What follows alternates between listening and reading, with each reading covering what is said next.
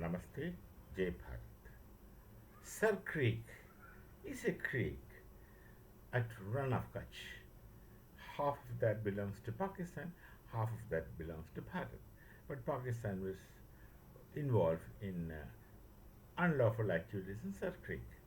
They think that they can use that area. They had been using in the past.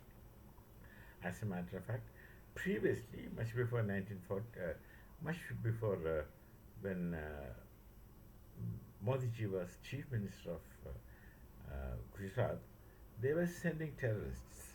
Of course, during his time also, they were sending terrorists to Gujarat through this area of Kutch, who used to create problems, not the Muslims of Gujarat. The infiltrators from Pakistan were creating problems in Gujarat, not the Gujarati Muslims, not the Memons, not the Gujarati Muslims who speak Gujarati as their mother tongue. So these people are coming across the border and creating problems. But then it's with present Prime Minister Modi ji as Chief Minister of Gujarat, then he could contain this. He, of course, is a very wise and a very person with great visions to future. Many people don't have that, and many people can't understand what is up to him. What is he up to? What he thinks. It's not easy for people to understand. Now, this creek Pakistan is doing, and they plan to do this thing and that thing. And our defense minister, Rajnath ji, had given very clear message. You do this, then don't forget, from Sir Creek to Lahore, the distance is very less.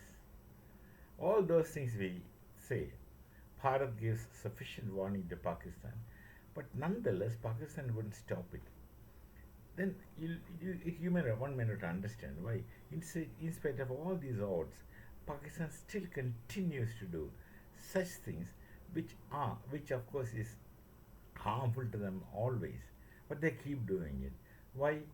Why these adamants? It's not really adamants because the real situation. If you look at Pakistan, none of the people those who are making decisions, primarily the army, the civil government has really nothing to do with that.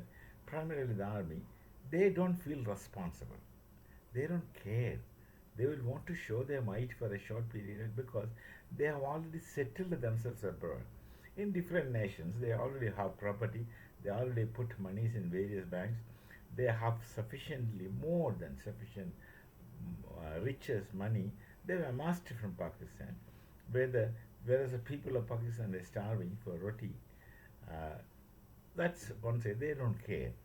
These people, those who are at the so called in authority, they don't bother with the common people. They don't care about the people, they only look after themselves. They care about themselves, but they do speak. And it's easy for Pakistani authorities to speak to the people of Pakistan because they trust, they believe them.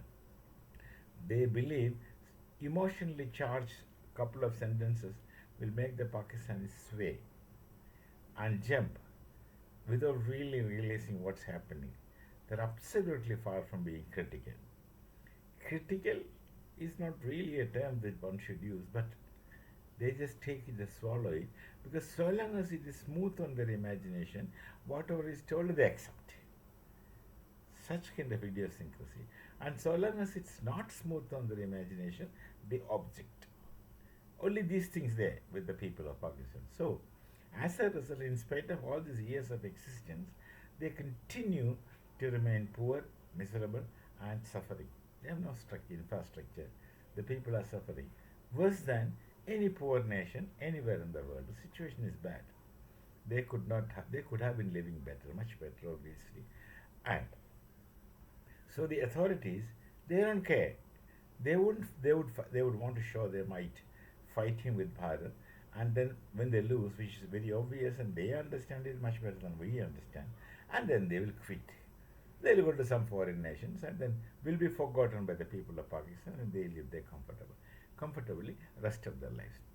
This is why the Pakistani army is so arrogant and will show off, because this arrogance sustains them within Pakistan. The Pakistani people want to think that their army is the mightiest in the world. They will always say, we are number one army, we are number one cricket team, we are number one this, we are number one that, and keeps telling we are nuclear power, nuclear power. They are really not nuclear power. And Bharat has been telling them, don't try to show off your nuclear, don't threaten us with nuclear power, because see, we have already hit your nuclear doors. Once we can hit your nuclear doors stockpile with such precision unimaginable to you, then it's not, it doesn't take much stress for us to hit your nuclear arsenal, your stockpile. We did not attack the stockpile directly, but we attacked the doors. Once we can do that, do you think it's difficult for us to destroy your nuclear arsenals? We can destroy easily. You don't know how to care for it. You don't know how to. You don't know how to use it. You don't know how to take care of it, and you just sit there as, you know, a watchdog watching something inside the house which it doesn't know the value of it.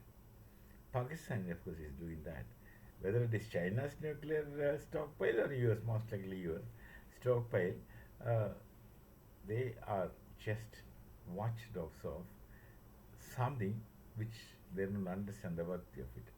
The problem is this will go to the terrorists, and terrorists are so responsible people and careful people. They don't mind using it wherever they feel like fancy. Uneducated, uh, bully mind, just bully mind will do this, and then people will suffer. Until then, the world will keep supporting Pakistan. Once they get it back, the world, especially the Western world, will not realize. Actually, they will be hit back. They already hit back a couple of times. 9/11 attack or some other. All these things. But the West will not learn. West will not learn because they have this geopolitics in their mind of manipulating other world in their mind. They think that they can manipulate and they can succeed, which is really not the case in the long run. So, and they speak all big, big things. We have given, see, we don't speak spurious words. We said, only it's a warning, don't play.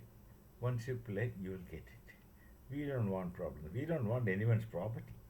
We don't want anything from anyone.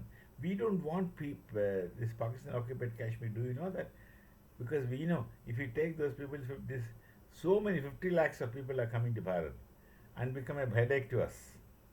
Indisciplined and indisciplined and anarchic lot. Why should we welcome these people? If without those people, if Pakistan occupied Kashmir comes, that's a different issue, which can't be the case. So we are very careful about taking Kashmir to us. Don't think that we will be happily welcoming Kashmir, Pakistan occupied Kashmir. Previously, when Bangladesh was getting free, our then Prime Minister Indira Gandhi had an idea of annexing Bangladesh to Bharat, which would have been very easy. But she was advised by those South Indian bureaucrats. No, they are going to be misery to us. These people, absolutely indisciplined and chaotic characters, anarchic people. Let them be. That's how we did not annex it then. So don't think that we will be welcoming Pakistan occupied Kashmir. Without those people, of course. But with those people, I should not. I don't think that we will be happy to receive them. We shall meet again. Namaste. Jai Bharat, Jai Sri Ram.